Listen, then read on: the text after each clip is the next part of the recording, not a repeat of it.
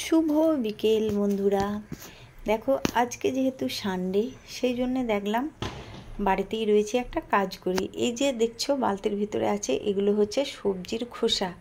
সবজির খোসাগুলোকে আমি বালতিতে রেখে দিই, তারপর এগুলোকে কিন্তু আমি সার হিসাবে ব্যবহার করি এবং সেগুলো গাছের গোড়ায় দিই।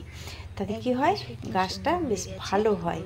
দেখো এই গাছটা আমি বসিয়েছিলাম দেবদারু গাছ অনেক দিন আগেই, কিন্তু বৃষ্টির জন্য কি হয়েছে দেখো, গাছের গোড়ার মাটিটা বসে গেছে এবং পাতাগুলোও দেখো নষ্ট হয়ে গেছে।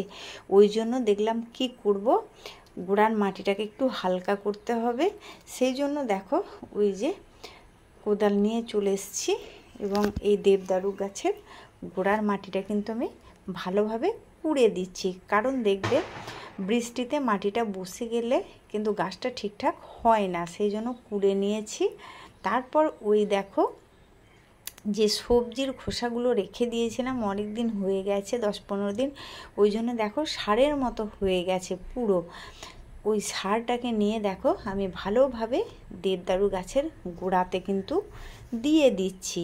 এবং এই সারটা উপরে দিলে হবে না, উপরে দিলে আবার বৃষ্টি হচ্ছে তো ধুয়ে চলে যাবে। সেই জন্য কিন্তু আবার যে মাটিগুলো আমি কুড়েছিলাম গাছের গোড়ায়, সেই মাটিগুলোও কিন্তু সারে ঢাকা দিয়ে দিচ্ছি।